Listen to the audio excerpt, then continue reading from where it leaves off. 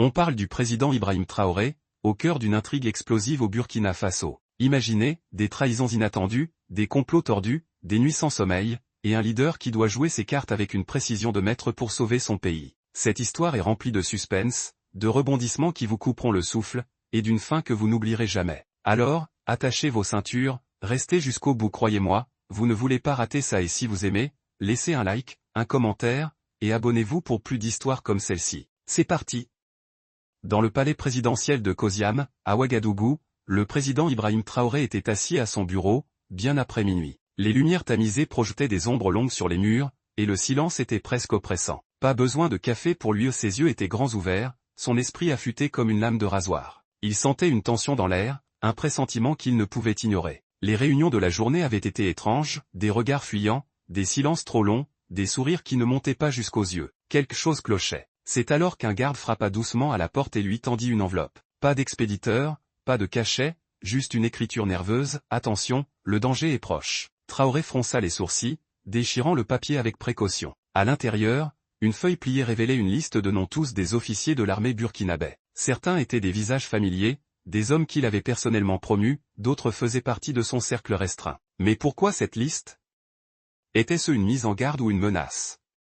Il passa une main sur son visage, son cerveau tournant à plein régime. Il ne pouvait pas se permettre d'attendre. Dès l'aube, il convoqua le capitaine Moussa Kaboré, un officier discret mais redoutablement efficace, qui avait déjà prouvé sa loyauté en déjouant une tentative d'infiltration l'année précédente. « Moussa, dit Traoré d'une voix basse mais ferme, j'ai une mission pour toi. Personne ne doit savoir, pas même tes supérieurs. » Kaboré, grand et élancé, salua avec un regard déterminé. « Oui, monsieur le président. » Traoré lui tendit la liste. « Surveille ces hommes. Ne parle à personne, ne note rien, garde tout ici, dit-il en tapotant sa tempe. « Et si tu trouves quelque chose, demanda Kaboré, reviens me voir en personne. Pas de téléphone, pas de radio. On est peut-être déjà écouté. » Cette nuit-là, Kaboré disparut dans les ruelles sombres de la capitale. Vêtu d'une tenue civile usée, un bonnet enfoncé sur la tête, il se fondit dans la foule. Il ne faisait confiance à personne, pas à ses camarades d'armes, pas aux passants, pas même aux ombres. Il commença par suivre le lieutenant-colonel Issouf Ouédraogo, un homme charismatique qui commandait la 2e brigade blindée. Ouédraogo était un héros de guerre, décoré pour sa bravoure, mais Kaboré remarqua vite des anomalies. L'officier quittait souvent sa base sans escorte, se rendant dans un entrepôt abandonné près du marché central. Pas de lumière, pas de bruit, juste des silhouettes qui entraient et sortaient. Kaboré escalada un mur voisin, s'accrochant à une gouttière rouillée pour atteindre une fenêtre fissurée. Il sortit un petit appareil d'enregistrement et tendit l'oreille. Les voix à l'intérieur étaient étouffées mais claires. « Traoré va trop loin, grogna Ouédraogo. Il rejette les investisseurs étrangers, il coupe les ponts avec l'ancien régime. On ne peut pas tenir comme ça. » Une autre voix, plus rauque, répondit « Il faut agir avant le sommet régional. On le neutralise, on remet de l'ordre, et les fonds reviendront. » Kaboré sentit un frisson lui parcourir l'échine. Neutraliser. Il parlait d'un coup d'État. Il ajusta son appareil, capturant chaque mot. Une troisième voix, plus hésitante, intervint, « Et si ça échoue ? Il a des yeux partout. » Ouédraogo ricana. « Il ne verra rien venir. On frappe pendant la parade militaire, un chaos organisé. Tout le monde pensera à une attaque extérieure. » Kaboré rangea son matériel, le cœur battant. Il devait retourner au palais, et vite. Avant que le soleil ne perce l'horizon, Kaboré traversa la ville à pied, évitant les routes principales. Il portait une sacoche contenant les enregistrements, des photos prises à la hâte avec un vieux téléphone, et une copie manuscrite des noms entendus dans l'entrepôt. Arrivé au palais, il trouva Traoré sur le toit, observant la ville encore endormie. « Monsieur, murmura Kaboré en tendant ses preuves, c'est pire que ce qu'on pensait. Ils veulent vous éliminer dans 3 jours, pendant la parade. » Traoré prit les documents sans un mot, scrutant chaque détail avec une intensité froide. Les voix sur l'enregistrement étaient reconnaissables. Ouédraogo, mais aussi 2 autres officiers de haut rang. « Ils ont un plan précis, ajouta Kaboré. Et ils ont des contacts à l'étranger. » Traoré referma le dossier et regarda son capitaine. « On ne réagit pas à chaud, on anticipe. » Il organisa une réunion dans une vieille caserne désaffectée à 1 heure de la capitale,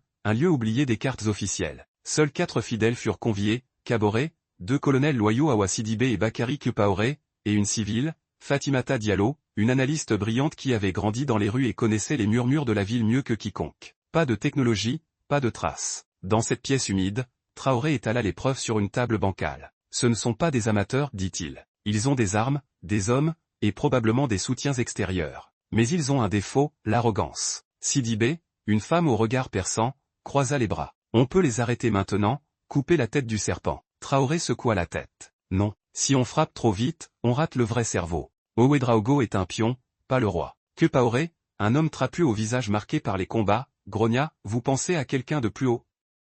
Je pense au général Adama Tapsoba, répondit Traoré. Il est trop calme ces derniers temps, trop absent des décisions. Il attend. Un silence pesant s'installa. Tapsoba était une légende, un homme qui avait formé Traoré lui-même. Pendant les jours suivants, Traoré joua un double jeu. En public, il inaugurait des écoles, rencontrait des diplomates, riait devant les caméras. Mais chaque nuit, il supervisait des déplacements secrets, des unités fidèles furent repositionnées, des dépôts d'armes sécurisés, des fréquences radio surveillées. Kaboré, lui, plongea plus loin dans l'ombre. Il suivit Ouédraogo jusqu'à une villa isolée où des hommes en costume sombre échangeaient des mallettes. Il capta des bribes, quand il tombera, l'Europe reprendra le contrôle des mines. On aura notre part. Les steaks montés, ce n'était plus juste un coup d'État, c'était une vente du pays. Le troisième jour, un incident faillit tout faire basculer. Kaboré, caché près de la villa, trébucha sur une branche sèche. Un garde l'entendit et braqua une lampe dans sa direction. « Qui est là » cria-t-il. Kaboré retint son souffle, plaqué contre un arbre, tandis que le faisceau passait à quelques centimètres de sa tête. Le garde avança, arme en main,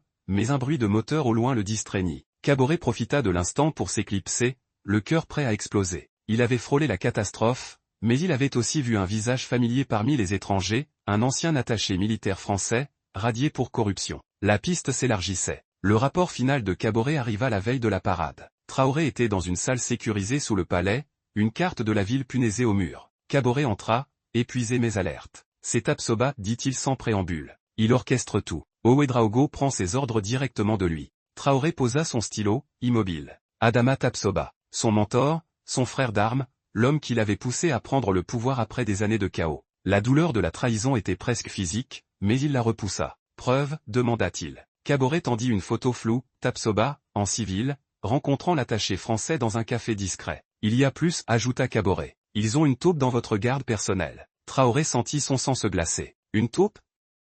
Il passa en revue ses gardes dans sa tête des hommes qu'il connaissait depuis des années. Qui?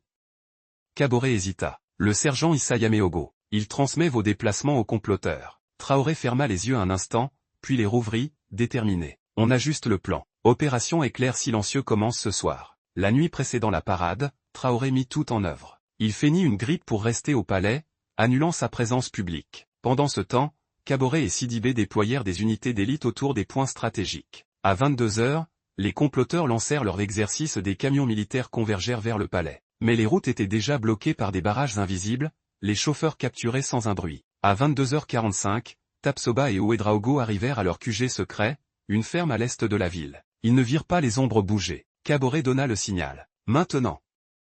Des cordes tombèrent des toits, des soldats masqués surgirent des buissons. Ouédraogo tenta de fuir, mais Sidibé le plaqua au sol. Tapsoba, lui, resta figé, un sourire amer aux lèvres. Tu as toujours été trop malin, Ibrahim, murmura-t-il alors qu'on lui passait les menottes. Traoré apparut dans l'embrasure, son uniforme impeccablement repassé. Et toi, trop avide, répondit-il. Mais le rebondissement final arriva à l'aube. Yaméogo, la taupe, fut convoqué au palais. Traoré le fixa droit dans les yeux. Pourquoi?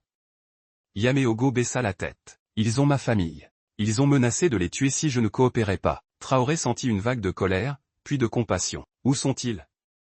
Yaméogo murmura une adresse. 1 heure plus tard, une équipe libéra la femme et les enfants du sergent, séquestrés dans un village reculé. Yaméogo s'effondra en larmes. Je ne voulais pas. Traoré posa une main sur son épaule. Tu auras une chance de te racheter. Le lendemain, Ouagadougou se réveilla dans une paix trompeuse. Les comploteurs étaient sous les verrous, mais Traoré savait que le peuple devait comprendre. À midi, il s'adressa à la nation depuis le balcon du palais, son ton grave mais résolu. Hier, des traîtres ont tenté de voler votre avenir. Ils portaient nos uniformes, parlaient notre langue, mais servaient des intérêts étrangers. Nous les avons arrêtés, non pas pour la vengeance, mais pour la vérité. La foule, d'abord silencieuse, éclata en cris de soutien. Traoré leva une main. Mais ce n'est que le début. Nous allons purger ce système, reconstruire une armée qui sert le peuple, pas les puissances d'hier. Il annonça des réformes radicales, transparence totale, promotion basée sur le mérite, enquête publique sur la corruption. Les semaines suivantes furent un tourbillon où des officiers furent jugés, des jeunes leaders émergèrent, et le peuple, pour la première fois, se sentit maître de son destin. Un soir, Traoré reçut un visiteur inattendu, un ancien comploteur, le caporal Souleymane Bari, qui avait retourné sa veste à la dernière minute, livrant des informations cruciales. Je ne pouvais pas trahir mon pays, dit-il. Traoré le fixa longuement, puis lui tendit une médaille. Le courage n'est pas de ne jamais douter, mais de choisir le bon camp au bon moment. Et voilà, les amis. Quelle épopée, hein? Des trahisons, des héros improbables, et un président qui transforme la crise en victoire. Qu'est-ce qui vous a le plus marqué? Dites-le moi en commentaire, partagez avec vos potes, et si vous avez kiffé, mettez un j'aime.